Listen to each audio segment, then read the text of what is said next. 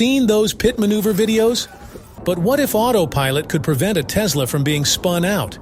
Or imagine a Tahoe getting pitted at high speed, resulting in a jaw-dropping 360-degree flip.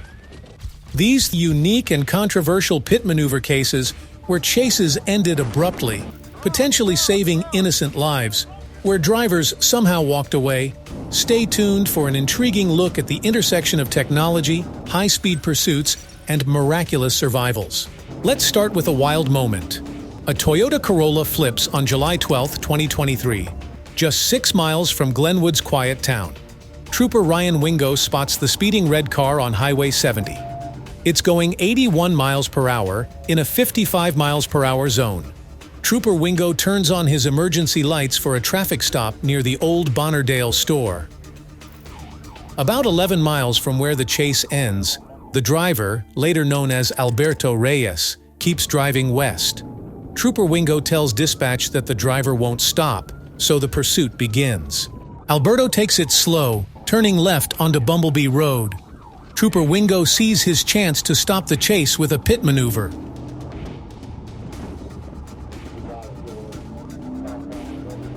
Even though the trooper's vehicle hits Alberto's car hard, Alberto manages to keep control and speeds up to about 60 miles per hour on this quiet residential street. The speed limit here is only 35 miles per hour. Alberto is trying to escape Trooper Wingo, making his charges pile up. It's getting even riskier now, with Alberto driving on both sides of the narrow road. If someone turns a corner from the opposite direction, it could lead to a head-on collision. Trooper Wingo closes in fast, searching for another chance to end the chase with another pit maneuver. Spotting a straight stretch, he positions himself on the suspect's right rear bumper.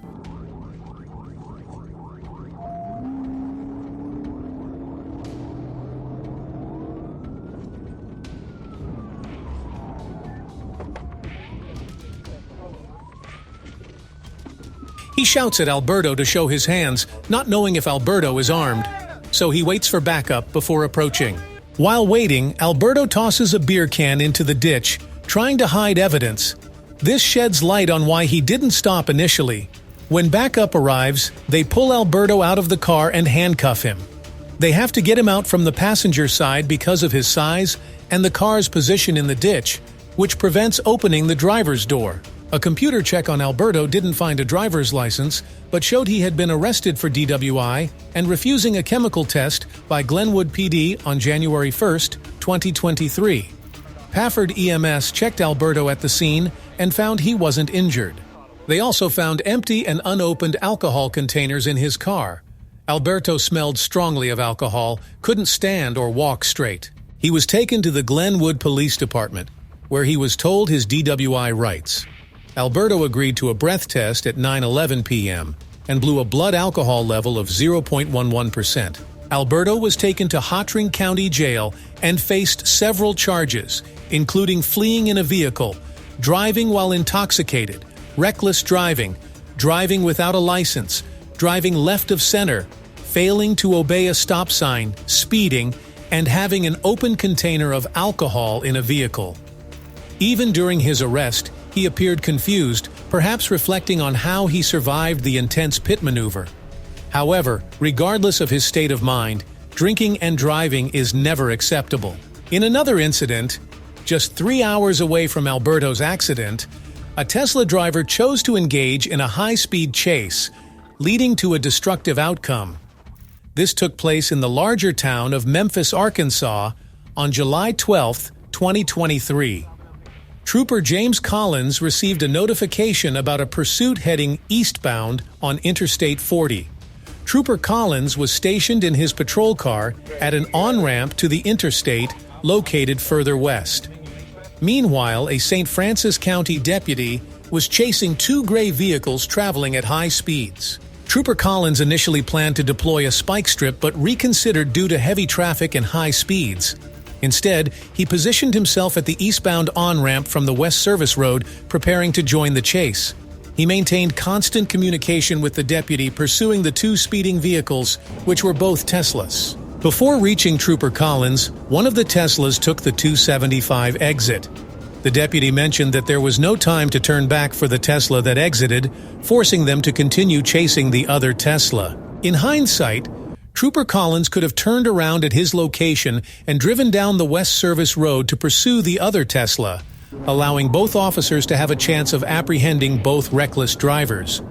However, Trooper Collins opted to join the chase with the deputy instead. As they pursued the Tesla, it became evident that it was moving at an incredibly high speed. Both officers were forced to make risky driving maneuvers to keep up. Despite reaching speeds of 115 miles per hour, they still struggled to close the gap and maintain pace with the fleeing Tesla. As they begin to close the gap on the suspect, more officers join the pursuit from the service road. Approaching the Ingram Street overpass, officers deploy spike strips in an effort to flatten the Tesla's tires and slow down the pursuit. Trooper Collins demonstrates impressive driving skills as he maneuvers to avoid hitting the spike strips. Meanwhile, the pursuing officers receive word that the Tesla has hit the spike strips, indicating that its tires should start losing air. Ahead, an officer prepares for a TVI, tactical vehicle intervention, to spin out the Tesla.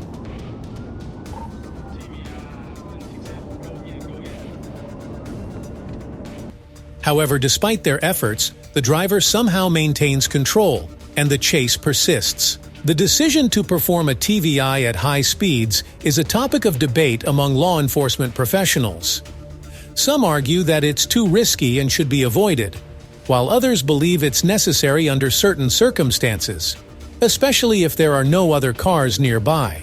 In this case, the officers attempted multiple TVIs in an effort to stop the Tesla, but unfortunately, they were unsuccessful.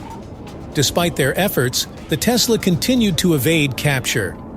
Ultimately, the deputies' persistence paid off, and they successfully executed a pit maneuver.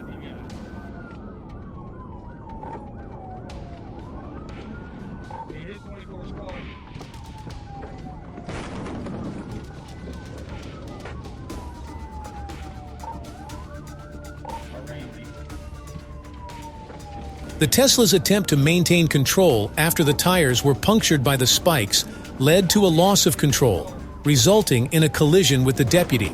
The outcome highlights the complexities and risks involved in high-speed pursuits and intervention tactics.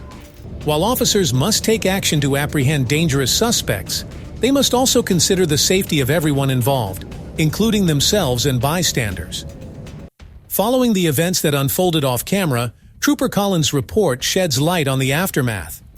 The suspect's vehicle eventually came to a stop, and both suspects were apprehended without further incident. Upon investigation, West Memphis patrolman Cole Strahorn discovered a small black bag containing marijuana and digital scales in the passenger side floorboard area. The driver, Michael Williams, faced multiple charges, including misdemeanor possession of marijuana, misdemeanor possession of drug paraphernalia, reckless driving, no liability insurance, unauthorized use of a vehicle, fleeing, and aggravated assault. According to Williams, he had rented the Tesla from the Turo app through his cousin and paid $500 to use it for his birthday trip to Dallas and back. The West Memphis Police Department transported Williams and Taylor to the Kitten-Den County Detention Center for processing. Reflecting on the crash site, the location of the TVI was not particularly hazardous, but the potential outcome could have been much worse if the Tesla had flipped over the guard railing, resulting in a different ending for Michael and Jaden. So that's it. Please like, share, and comment your thoughts below if you like this video. Remember to subscribe to see our next video. Stay safe, and we will be back soon with another video.